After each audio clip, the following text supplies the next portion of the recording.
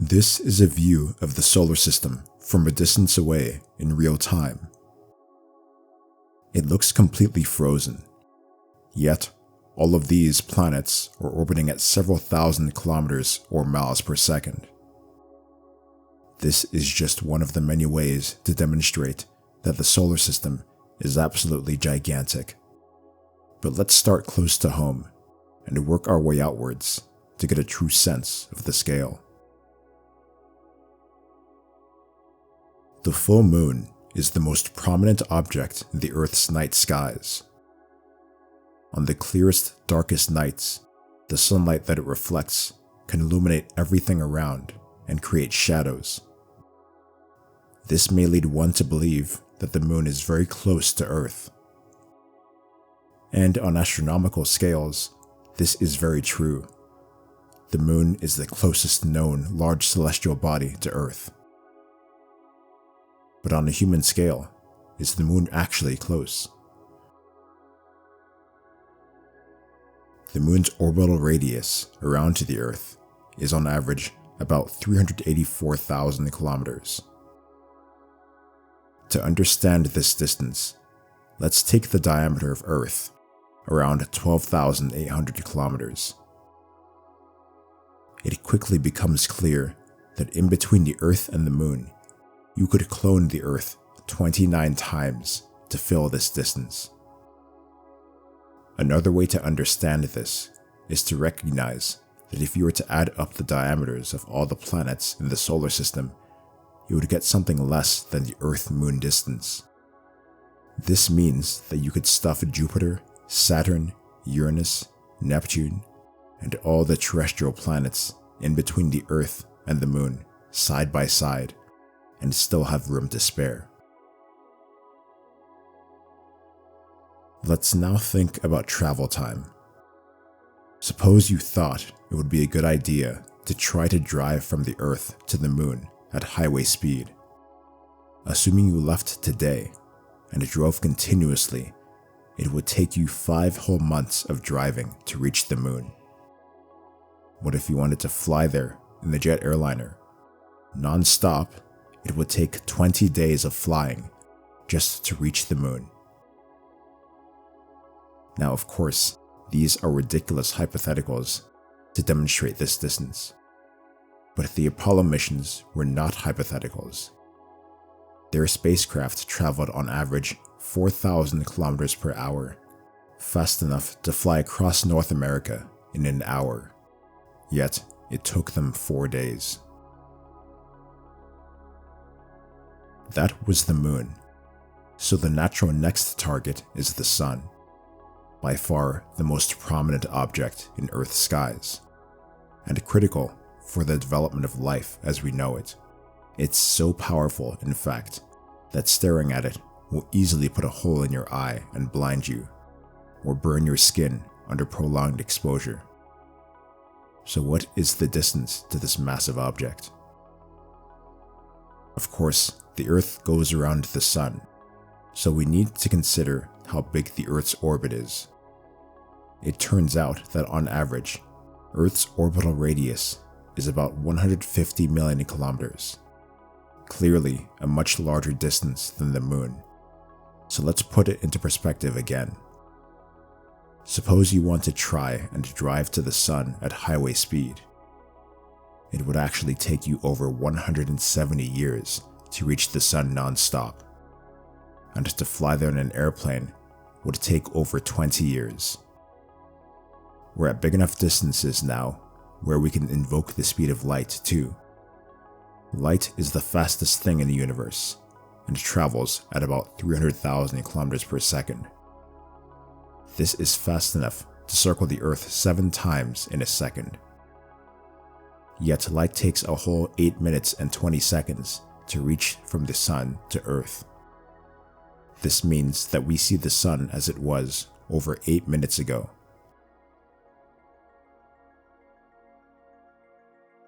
The numbers are getting very large now, so before we continue, it's best to take the strain off a bit.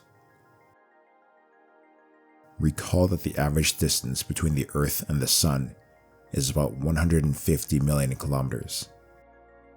Astronomers have taken this distance and turned it into a unit known as an astronomical unit. So the Earth is 1 astronomical unit, or AU, from the Sun, and it takes light about 8 minutes to travel this distance. Continuing on our journey to get a sense for the scale of the solar system, let's use Mars as a stop on our way outwards. Of course, the hype around Mars is related to the prospects in the future, perhaps near future, for humans to land on and eventually inhabit the planet. These mission concepts have several challenges to overcome that are related to Mars itself, given that it's an extremely cold, dry, and nearly airless planet. But what we're interested in right now is the journey. How long would it take to get there? The distances between Mars and Earth varies significantly throughout the Earth year, but it typically ranges between 0.4 and 2.6 AU, with an average distance of around 1.5 AU. This means that on average, Mars is 1.5 times further from the Earth than the Sun is. In terms of crewed missions to Mars, the most efficient route to get there from Earth is expected to take 7 to 8 months of travel. But this isn't necessarily because of distance alone, but rather the challenge of being able to meet up with Mars at the correct point in its orbit. Another obvious challenge would be communication. Messages travel at the speed of light, so the one-way travel time for a message would range between 3 and 20 minutes. This means that in the worst case, the event of an emergency on Mars, a two-way communication would take 40 minutes. There is no physical way to communicate faster simply because of the vast distances between Earth and Mars for most of the year. We would need a smarter way to communicate efficiently while allowing the time delay. Let us now jump all the way to the outer solar system, using Saturn, the ringed planet, as our marker. The outer solar system is vastly different from the inner solar system in that the planets out here are much more spread out. In fact, we could fit 2 copies of the inner solar system between just Jupiter and Saturn alone, with lots of room to spare. So from here on out, every rung of the ladder becomes much more of a stretch. Saturn, though, will give us a very rough benchmark for how things are out there. Again, Saturn's distance to Earth varies as a natural consequence of planetary motion, but it ranges between 8 and 10 AU. As we'll see, these distances are extremely large, so let's just use the average 9 AU. This means that Saturn is 9 times further from the Earth than the Sun is. Suppose Saturn is your favorite planet, so you try to drive that distance at highway speed. It turns out that it would take over 1,500 years to reach Saturn. Truly an astonishing number.